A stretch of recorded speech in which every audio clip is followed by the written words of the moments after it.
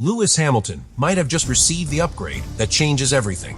Because what Ferrari is bringing to the second week of testing is not a small adjustment. It is a structural evolution of the SF-26.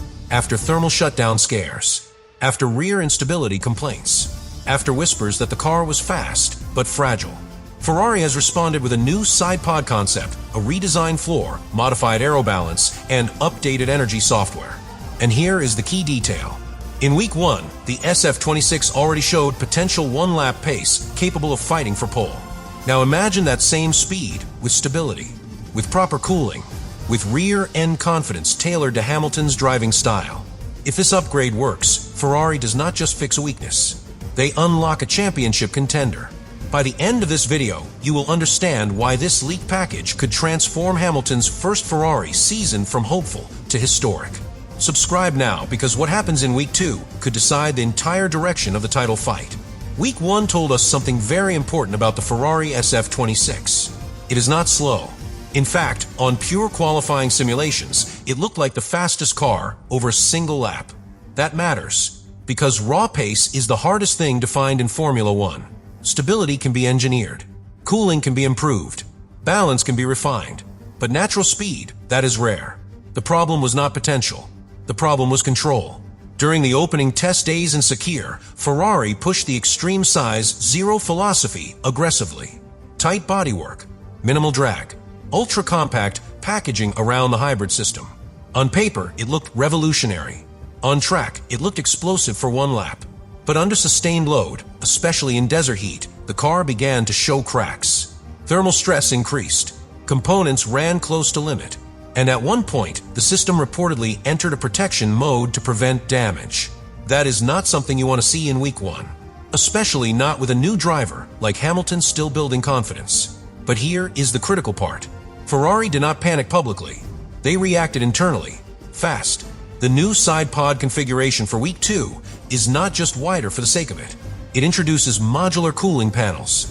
That means Ferrari can open specific sections depending on track temperature without ruining airflow to the rear wing. In week 1, emergency cooling solutions cost them aerodynamic efficiency. This new concept aims to protect the power unit without sacrificing lap time.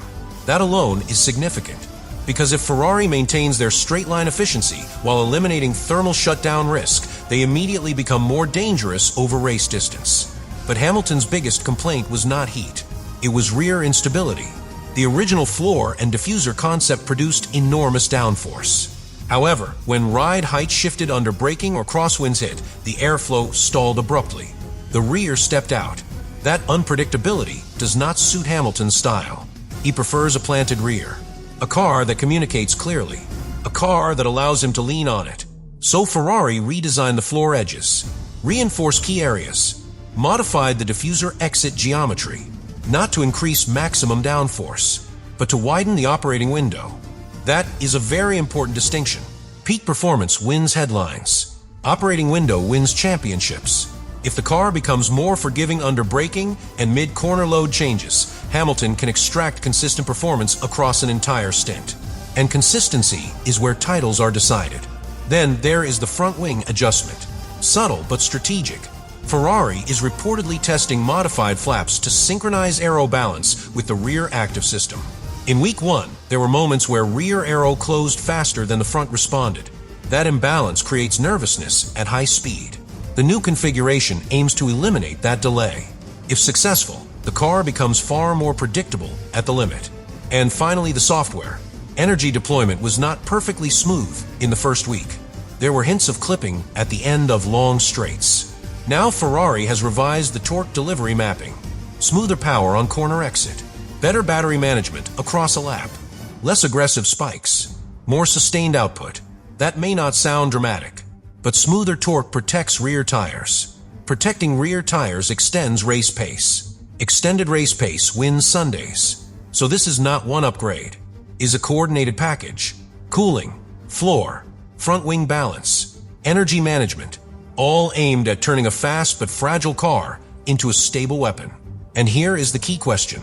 If Ferrari already had qualifying speed in week 1, what happens if they now unlock race stability as well? Because if the SF-26 stops being a glass cannon and becomes a complete package, then Hamilton is not just adapting to Ferrari. He is stepping into a machine capable of rewriting the championship narrative. Now this is where the story becomes bigger than just testing adjustments. Because what Ferrari is really trying to answer in Week 2 is simple. Is the SF-26 a qualifying star or a championship car? There is a massive difference between the two. A qualifying car can deliver one incredible lap. Low fuel, perfect tire window, maximum deployment. It looks spectacular. But championships are not won on Saturday. They are won across long, brutal race simulations. High fuel loads, dirty air, tire degradation, energy management under pressure. Week 1 suggested Ferrari had the speed to fight for pole. That is already huge for Hamilton, because give him a front row start and he becomes a strategic weapon. But the weakness was sustainability. Could the car survive a full race distance without overheating? Could it maintain rear stability when tires begin to drop off? Could it avoid energy clipping late in stints? Week 2 is about answering those questions.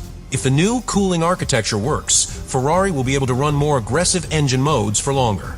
That means stronger race pace.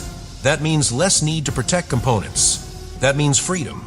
And freedom allows Hamilton to do what he does best.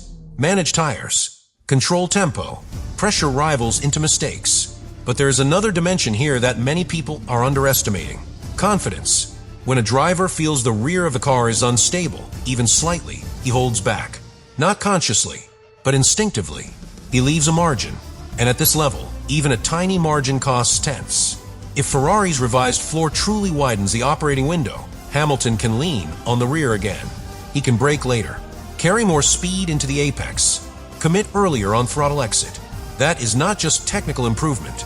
That is psychological liberation. And now think about the timing. Mercedes is dealing with uncertainty.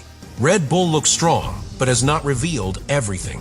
McLaren appears balanced, but perhaps lacking raw peak speed.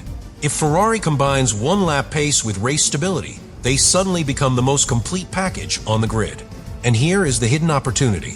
When you redesign a floor to prevent stall, you sometimes sacrifice a small amount of peak downforce, but you gain consistency. Consistency means the car works in more conditions. Hot tracks, windy sessions, low grip surfaces. That adaptability becomes critical over a long season. Ferrari's first week exposed weaknesses early. That may actually be an advantage, because now they are reacting before the first race, before points are on the line, before narratives solidify. If Week 2 confirms stable long runs, no thermal shutdown, smoother deployment, and controlled rear behavior, then the story changes completely.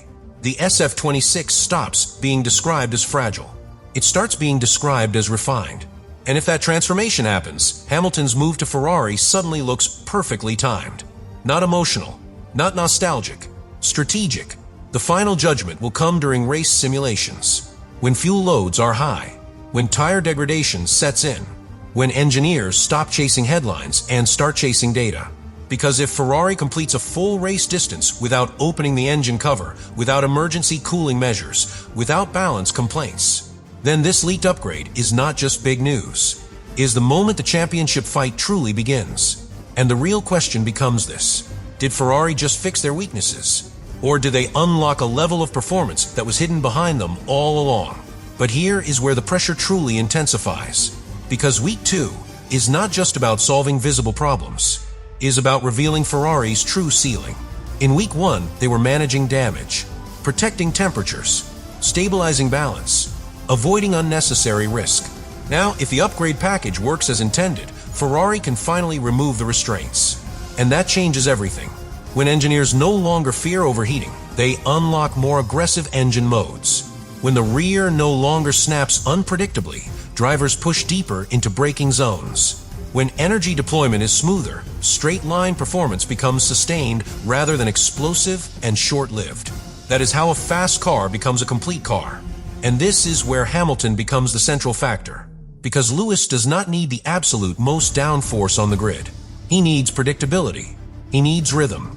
He needs a rear and that allows him to rotate the car naturally without fighting it. If the revised floor and aero synchronization give him that trust, he can extract performance others cannot. Think about his strength over a season, tire management, adapting to changing grip, building race pace over long stints. These qualities only shine when the platform underneath is stable. If Ferrari has delivered that platform, even partially, the competitive balance shifts. And there is another subtle advantage. Ferrari exposed their weaknesses early. That forced transparency inside the team. No illusions, no false optimism, just raw data and immediate correction. Sometimes that accelerates development more than quiet confidence does. Meanwhile, rivals are watching closely. Red Bull will not reveal their full hand yet. Mercedes is navigating uncertainty. McLaren appears solid but may lack the final edge. If Ferrari demonstrates both qualifying speed and race simulation stability in Week 2, they immediately send a message. Not a loud one, a dangerous one, because the narrative flips instantly. Instead of asking whether the SF-26 can survive races, people begin asking whether anyone can match it over a full stint. And momentum in testing matters psychologically. Drivers feel it. Engineers feel it. The paddock feels it. When a car runs cleanly for a full race simulation without opening the garage, confidence grows exponentially. But here is the final tension point. Ferrari's original concept was aggressive, almost extreme. They have now slightly widened that philosophy, slightly increased cooling, slightly sacrificed peak aero load for stability. The question is whether they sacrificed too much raw performance in process. Because balance is delicate. Fix overheating, but add drag. Fix instability, but lose peak grip. Smooth energy, but reduce maximum deployment. Every solution carries a trade-off. Week 2 will show whether Ferrari found the sweet spot. If lap times remain strong. If race simulations are consistent. If Hamilton reports confidence rather than correction. Then this is not just an upgrade. It is a transformation. And if that transformation is real, the championship conversation changes immediately. Hamilton does not need perfection. He needs opportunity.